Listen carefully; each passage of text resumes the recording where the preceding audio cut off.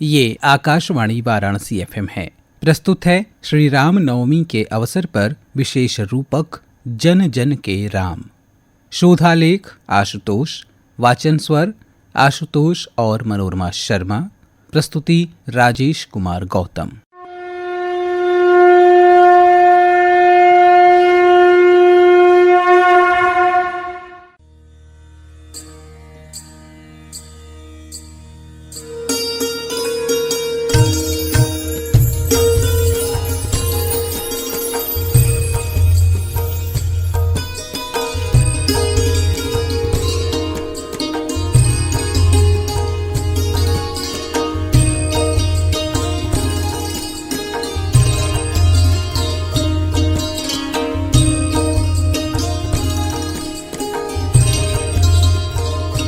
रामो राजमणि सदा विजयते, रामं रमेशं भजे, रामेणाभियता निशाचरचमू, रामाय तस्मै नमः।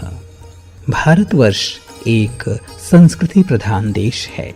इसके सभी धार्मिक और सामाजिक कृत्यों का कोई न कोई सांस्कृतिक आधार अवश्य होता है।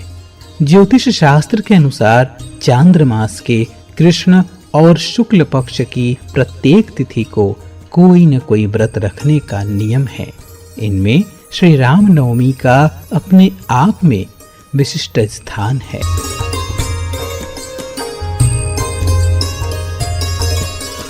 अगस्त संहिता के अनुसार चैत्र शुक्ल नवमी के दिन पुनर्वसु नक्षत्र और कर्क लग्न में जब सूर्य अन्यान्य 5 ग्रहों की शुभ दृष्टि के साथ मेष राशि पर विराजमान थे, तभी साक्षात भगवान श्री राम का माता कौशल्या के गर्भ से जन्म हुआ।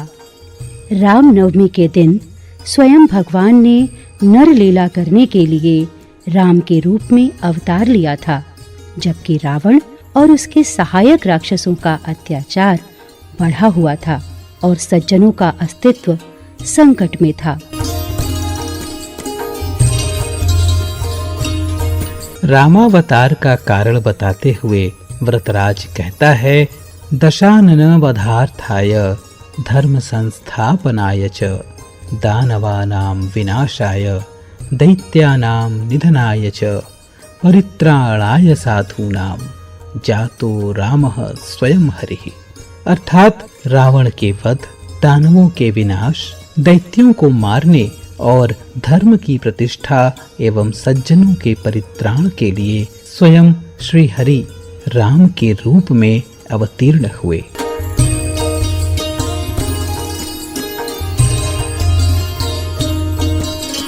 भारतीय संस्कृति में जन्म को उत्सव के रूप में मनाया जाता है। कवि कुलगुरु कालिदास अपनी अमर कृति अभिज्ञान शाकुंतलम में वर्णन करते हैं कि आद्ये वे कुसुम प्रसूति समये यस्या भवत्युत्सवः, अर्थात शकुंतला के द्वारा लगाए गए पौधों में पहली बार पुष्प लगने पर उत्सव मनाया गया। कहने का आशय यह है कि हमारी संस्कृति में जन्म चाहे पशु पक्षियों का हो या वनस्पतियों का, वह आनंद की अनुभूति करा देता है, और ऐसे में यदि भगवान का जन्म हो तो वह परम आनंद देने वाला तो होगा ही।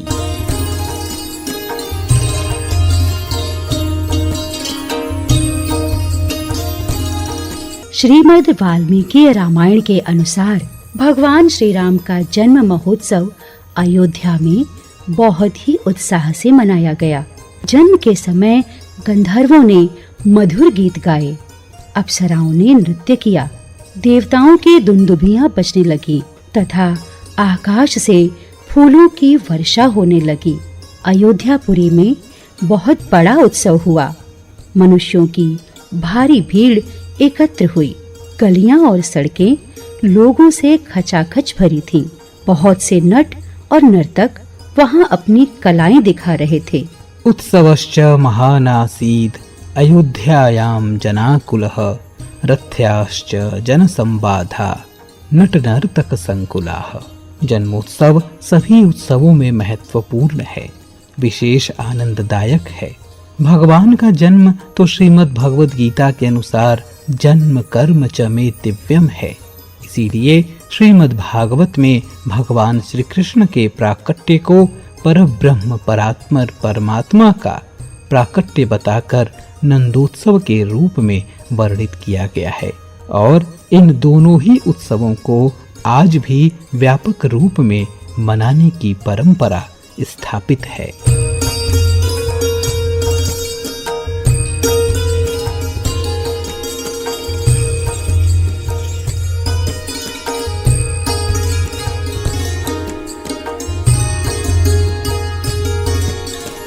श्री राम, भरत, लक्ष्मण और शत्रुघ्न के जन्म पर भाव विभोर होकर गोस्वामी जी ने कितना सुंदर सोहर लिखा है कि चारों भाइयों के जन्म लेने पर सभी नगरवासी उनकी बलैया ले रहे हैं। भावपूर्ण सोहर को स्वर दे रही हैं काशी की सुप्रसिद्ध उपशास्त्रीय गायिका डॉक्टर सुचरिता गुप्ता।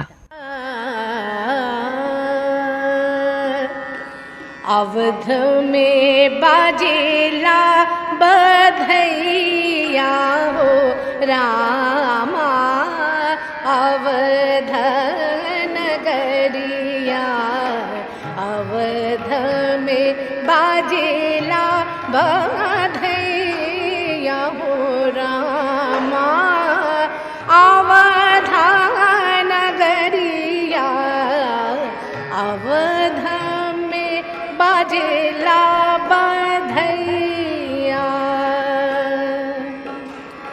राम लक्ष्मण भरत शत्रुघ्न, राम लक्ष्मण, राम लक्ष्मण, राम लक्ष्मण भरत शत्रुघ्न,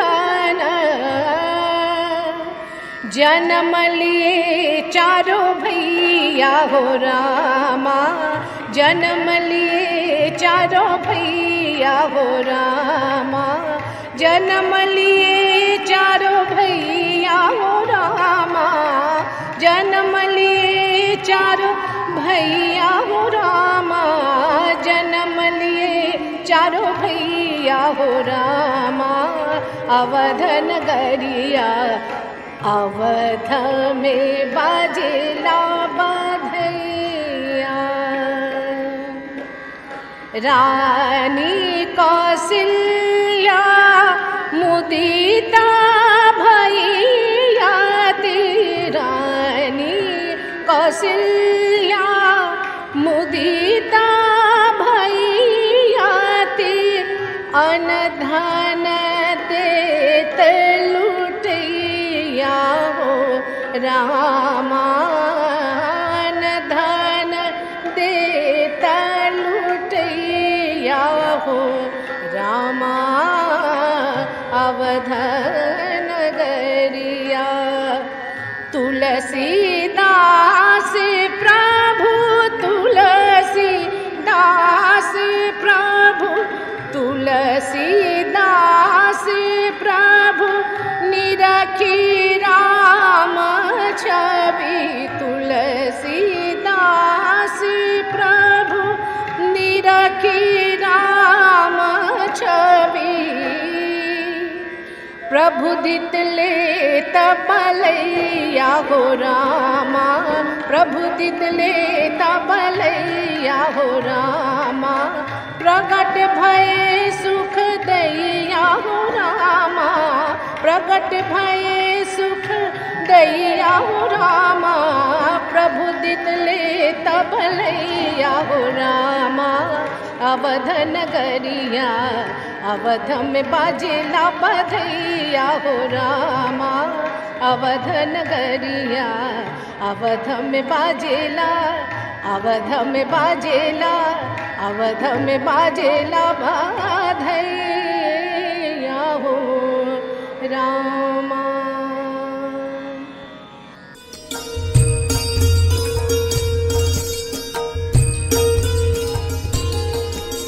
श्री राम के समान आदर्श पुरुष आदर्श धर्मात्मा, आदर्श राजा, आदर्श मित्र, आदर्श भाई, आदर्श पुत्र, आदर्श शिष्य, आदर्श पति, आदर्श स्वामी, आदर्श वीर, आदर्श दयालु, आदर्श शरणागत वत्सल, आदर्श तपस्वी, आदर्श सत्यवादी, आदर्श दृढ़ प्रतिज्ञ और आदर्श संयमी और कौन है? जगत के इतिहास में श्री राम की तुलना में एकमात्र श्री राम ही हैं। साक्षात परम पुरुष परमात्मा होने पर भी श्री राम ने जीवों को सतपथ पर आरूढ़ कराने के लिए ऐसी आदर्श लीलाएं की जिनका अनुकरण सभी लोग सुखपूर्वक कर सकते हैं।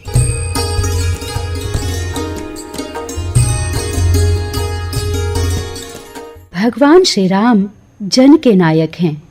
वे आनंद के अजस्र स्रोत हैं।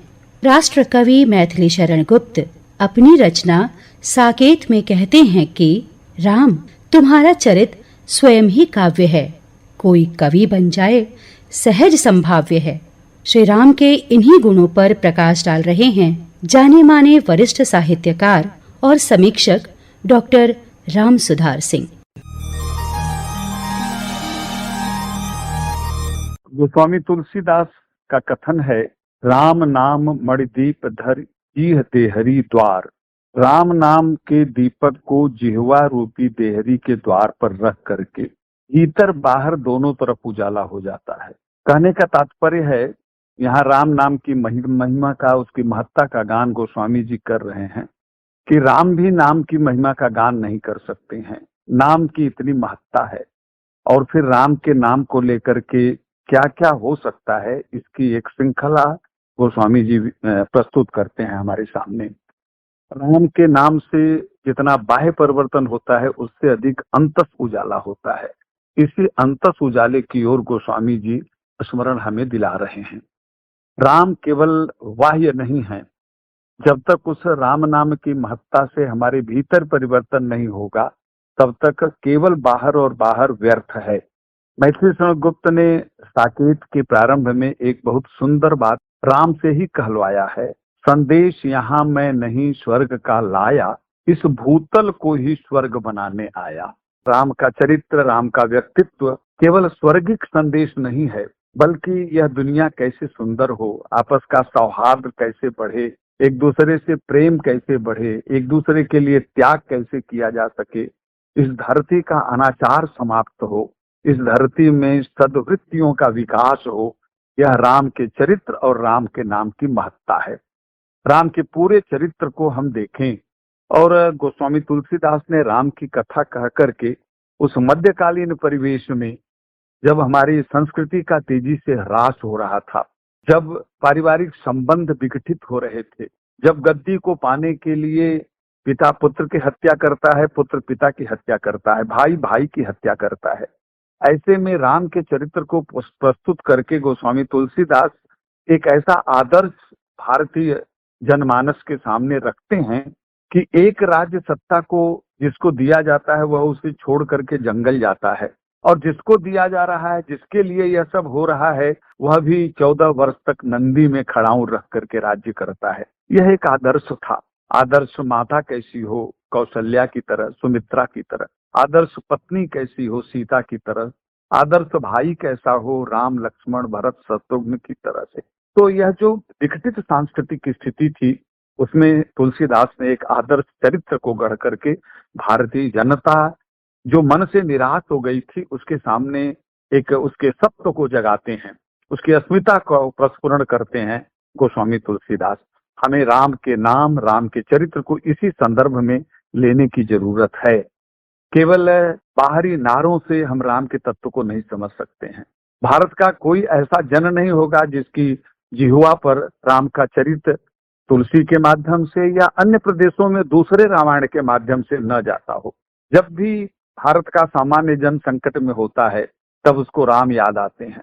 भारत के लोक में राम ऐसे फैले हुए हैं, इसलिए रामचरितमानस का एक सामान्य अध्येता होने के कारण उसके मूल तत्व को जो थोड़ा बहुत मैं समझा हूँ, इस आधार पर मैं यह कह सकता हूँ कि राम केवल नारे की चीज नहीं है। राम तो आपस में मेल जोल की बात करते हैं।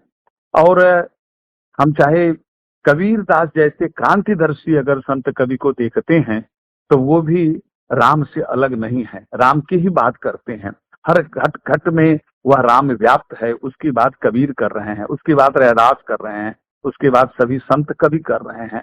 तो भारत की पूरी परंपरा में राम नाम के इसी तत्व को स्वीकार किया गया है।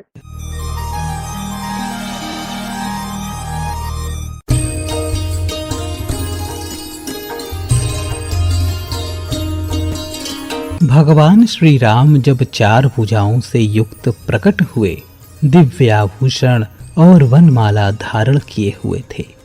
सुंदर और विशाल नेत्र, शरीर ऐसा जैसे जल से भरे हुए श्रावण माह के मेघ हों। माता कौशल्या ने दोनों हाथ जोड़कर अपने नन्हे पुत्र को हे अनंत कहकर संबोधित किया। उनकी रोमावली पुलकित हो रही थी। वात्सल्य और तत्व का संगम हो रहा था। कौशल्या जी ने कहा, हे प्रभु, आपका विराट रूप हमसे देखा नहीं जा रहा है। कृपया आप बालकों वाली लीला कीजिए। भगवान रोने लगे और उनका रोना ही अयोध्या के आनंद का कारण हो गया। शिशु का रुदन सुनकर सारी दासियां और रानियां आनंद में इधर उधर दौड़ती दिखाई देने लगी। जब दशरथ जी ने सुना कि पुत्र का जन्म हुआ है तो भक्त को ज्ञानियों वाला सुख मिला। दशरथ पुत्र जन्म सुनि काना, मानहु ब्रह्मानंद समाना। दशरथ जी को पहली बार ब्रह्मानंद के सुख का अनुभव हुआ। बाजे बजने लगे। गुरु वशिष्ठ के द्वारा नंदी मुख श्राद्ध किया गया। अवधपुरी की सौभाग्यवती स्त्रियां भगवान के दर्शनों की लालसा के वशीभूत होकर सामान्य श्रृंगार करके ही चल दी। स्वयं को सजाने की इच्छा का भाव ही तो भगवान के दर्शन की लालसा का सुफल है। भगवान के दर्शनों की लालसा में ही काशीपुराधिपति देवाधिदेव महादेव अपने शिष्य काकभुशुंडी जी के साथ अयोध्या की गलियों में विचरते हैं। राम और शिव का संबंध अनन्य है। इस संबंध पर प्रकाश डाल रही हैं काशी हिंदू विश्वविद्यालय स्थित महिला महाविद्यालय के हिंदी विभाग की आचार्य प्रोफेसर सुमन जैन। काशी महाजनपद है जहाँ सभी देव देवियां विद्यमान हैं। राम और शिव दो ऐसे देवता हैं जो एक दूसरे के अन्यतम प्रिय हैं। राम कथा सबसे पहले शिव जी ने पार्वती जी को सुनाई थी।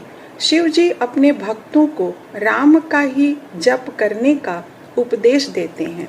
गोस्वामी तुलसीदास ने रामचरितमानस के बाल कांड में राम नाम की महिमा का वर्णन करते हुए लिखा, महामंत्र जोई जपत महेशु, काशी मुकुति हेतु उपदेशु, महिमा जासु जान गण राउ, प्रथम पूजियत नाम प्रभाउ।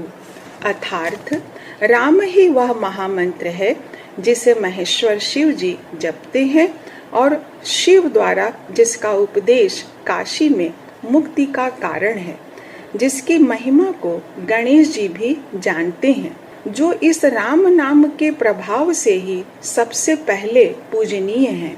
किष्किंधा कांड में बाली सुग्रीव युद्ध वर्णन के अंतर्गत राम, शिव और काशी का वर्णन है। जन्म जन्म मुनि जतन कराही, अंत राम कही आवत नाही, जासु नाम बल शंकर काशी, देत सबहि सम गति अविनाशी। शिव और राम का अप्रतिम मेल है, जोड़ है। शिव नगरी स्वयं राम की साक्षी स्थापना है। शिव नगरी के विग्रह राम ही हैं। शिव नगरी में राम मंदिर जगह जगह पग पग पर स्थापित है, विराजमान है। और इसके साथ ही घाट, कुंड, मेला, रामलीला, नगर, मोहल्ला, गांव सब राम के नाम पर हमें प्राप्त होता है। काशी शहर के तरफ गंगा पार रामनगर बसा है, वहीं दूसरी तरफ वरुणा पार रामेश्वर बसा है। भगवान राम के काशी में पंचकोशी यात्रा करने के प्रमाण मिलते हैं। काशी में सभी ज्योतिर्लिंग में रामेश्वर लिंग की मान्यता मान मंदिर घाट पर स्थित गणेश्वर लिंग है। पंचकोशी यात्रा के दूसरे पड़ाव रामेश्वर में चारों भाइयों ने एक एक शिवलिंग की स्थापना की, जो लक्ष्मणेश्वर, भरतेश्वर और शत्रुघ्नेश्वर के नाम से जाना जाता है। लेकिन इसमें रामेश्वर लिंग सबसे ज्यादा ख्याति लब्ध है। काशी के सभी मोहल्लों में राम मंदिर स्थापित है और जहाँ राम मंदिर स्थापित है वहाँ पर हनुमत प्रभु भी विद्यमान है। राम का प्रिय शिव और शिव का प्रिय राम। अगर हमें भक्ति करना है तो राम और शिव का प्रिय होकर ही हम श्रद्धा भाव से भक्ति कर सकते हैं। ऐसा रामचरितमानस में तुलसीदास जी ने कहा है और सती प्रसंग में यह बात उन्होंने बाल कांड में ही पूरी तरह से स्पष्ट कर दिया है कि राम और शिव ये दो अलग अलग तत्व नहीं है, बल्कि दोनों का विग्रह जो है वह एक ही है।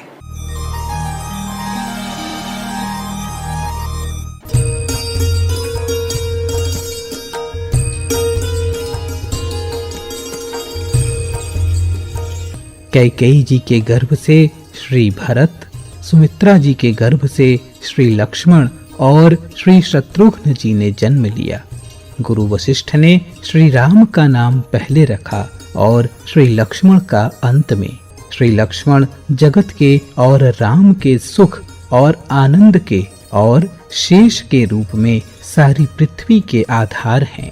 भरत सारी धरती का भरण पोषण करते हैं, जिनका नाम मात्र लेने से शत्रुओं का नाश हो जाता है। वे हैं शत्रुघ्न। भगवान राम का जन्म जब जब होगा तो ये तीन विग्रह साथ में अवश्य ही अवतरित होंगे। श्री जनक नंदिनी जानकी भी 1 मास के पश्चात अवतरित होंगी। मांडवी, उर्मिला, श्रुतकीर्ति भी जन्म लेंगी। ये सब राम जन्म के हेतु हैं, जिसको देखा नहीं जा सकता, जो माया रहित हैं, निर्गुण हैं, अजन्मा हैं। आज वही ईश्वर प्रेम भक्ति के वशीभूत होकर माता की गोद में आ गया। शंकर जी ने देखा कि करोड़ों कामदेवों की सुंदरता को लजाने वाले भगवान आज बालक रूप में हैं। नीलवर्ण तन, छोटे छोटे गुलाबी चरणों पर नाखून, ऐसे जैसे कि कमल के पत्तों पर ओस की बूंदें चमक रही हो। तलवों में वज्र, ध्वजा, अंकुश सुशोभित हैं। वज्र न हो तो रावण से युद्ध और वन मार्ग में कैसे चलते, और यह रघुकुल की ध्वजा को आगे चलकर राम राज्य की पताका कैसे बनाते। मर्यादा पुरुषोत्तम है तो अंकुश तो होगा ही, पर श्री राम दूसरों पर अंकुश नहीं लगाते, उसका प्रयोग अपने लिए करते हैं। वे बहुतों को साथ लेकर चलने में ही अपने जीवन की सार्थकता मानते हैं। उनका जीवन मंत्र ही था भूमा वही सुखम नाल्पे सुखमस्ति, अर्थात बहुतों के साथ चलने में ही सच्चा सुख है, अल्प में नहीं।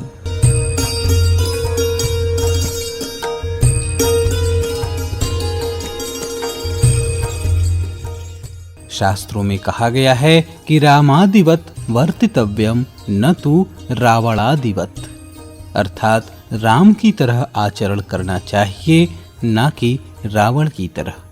इस सिद्धांत को व्याख्यायित कर रहे हैं न्याय शास्त्र के प्रकांड विद्वान पद्म भूषण प्रोफेसर वशिष्ठ त्रिपाठी।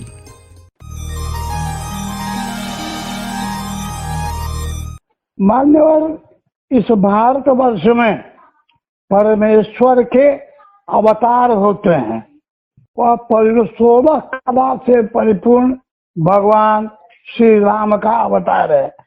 यह सत्व प्रधान ही है, इसमें रजोगुण या तमोगुण की बिल्कुल मात्रा नहीं है।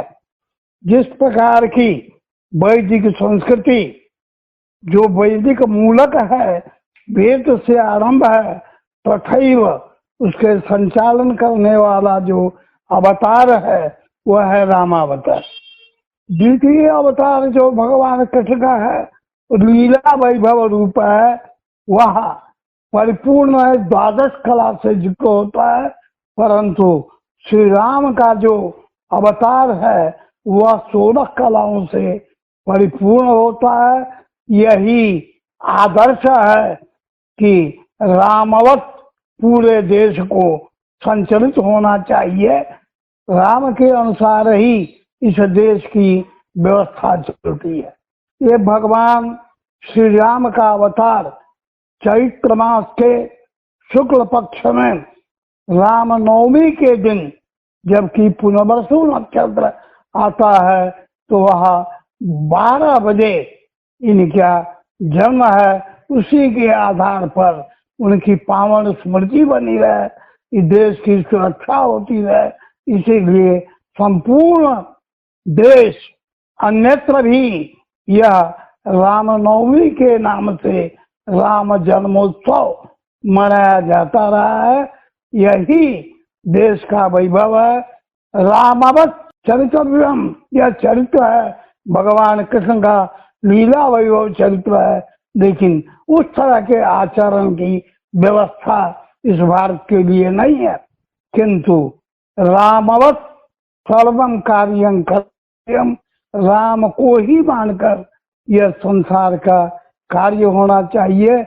चरित्र अनुवर्णनीय, प्रशंसनीय, अपने कार्य में लगे रहने के लिए आदर्शभूत यह राम का चरित्र है। यह पूरे देश में प्रसारित हो, इसके लिए हमारे पूर्व के आचार्यों ने इस रामनवमी पावन पर्व को स्वीकार किया है।